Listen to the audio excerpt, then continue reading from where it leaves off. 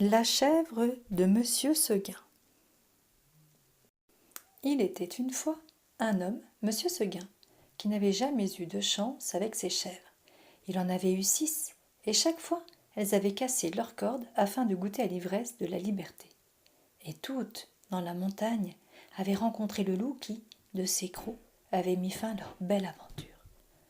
Cependant, Monsieur Seguin ne se décourageait pas et acheta une 7e chèvre. Pour qu'elle lui reste fidèle, il la choisit toute jeune et l'installa chez lui dans un joli enclos où il prit soin de l'attacher avec une longue corde. Il ne pouvait s'empêcher de venir sans cesse l'admirer, car il n'y avait pas dans tout le pays une plus jolie petite chèvre que la sienne. Son poil était si blanc, aussi blanc que long, ses yeux étaient d'une douceur infinie et ses minuscules sabots luisaient comme des souliers vernis. Monsieur Seguin se rassurait. Sa chèvre avait l'air si heureuse dans son pré que jamais ne lui viendrait l'idée saugrenue de vouloir se sauver. Pourtant un jour, son doux regard se posa sur la montagne et la petite chèvre se dit « Comme on doit être bien tout là-haut à se promener librement sans corde. Je suis sûre que le vent y chante une bien plus belle mélodie qu'ici. » À partir de cet instant, la petite chèvre perdit le goût de tout. L'herbe de son enclos lui sembla amère et son lait se fit rare. Elle passait ses journées à contempler les sommets des montagnes, en poussant de tristes mais. Inquiet, Monsieur Seguin questionna sa petite pensionnaire. Que se passe-t-il, ma Blanchette? Je m'ennuie ici, je veux aller dans la montagne. Toi aussi, s'exclama Monsieur Seguin. Veux-tu un autre pré ou une corde plus longue? Je désire seulement aller là-haut, répondit la petite chèvre en baissant la tête.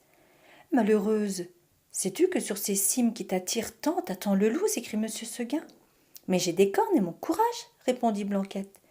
Hélas, elles ne pourront rien face à cette bête féroce, s'exclama Monsieur Seguin, ne pouvant lui faire entendre raison. Monsieur Seguin attrapa sa chèvre et l'enferma à double tour dans une étable toute noire. Mais dans sa précipitation, il oublia d'enfermer la fenêtre, et à peine eut-il le dos tourné que Blanquette s'échappa par cette ouverture. Elle courut alors à perdre haleine vers la montagne. Une fois arrivée là-haut, tout lui parut encore plus beau que dans ses rêves. L'herbe était si verte et si douce. La petite chèvre y courait en tous sens, saoule du parfum de toutes ces fleurs, de cet air si piquant, de l'eau vive des torrents. Parfois perchée au bord des précipices et des ravins, elle cherchait du regard, tout en bas dans la vallée, la ferme de Monsieur Seguin. « Comme mon enclos est petit, s'exclama-t-elle alors, comment ai-je pu y rester si longtemps ?» Soudain, le soleil bascula derrière la montagne qui aussitôt s'habilla d'ombre. Blanquette frissonna. « Voilà le soir qui tombe, murmura-t-elle. Elle s'aperçut alors qu'elle ne pouvait déjà plus distinguer la maison de Monsieur Seguin. Mais son cœur se serra bien plus lorsqu'un sinistre hurlement déchira le ciel et le silence. Et ce fut au moment où elle entendit les appels de Monsieur Seguin qui tentait encore une fois de la ramener à la raison, qu'elle vit luire les crocs du loup dans la nuit. Celui-ci ne se pressa pas, il était sûr de la manger. Blanquette savait bien aussi que jamais les chèvres ne tuent les loups. Elle voulait seulement se montrer brave et se battre le plus longtemps possible. Ce fut donc elle qui, de ses petites cornes en avant, se lança la première dans l'affrontement. Plus de 10 fois elle obligea le loup à reculer, et plus de 10 fois le loup revint tranquillement à la charge.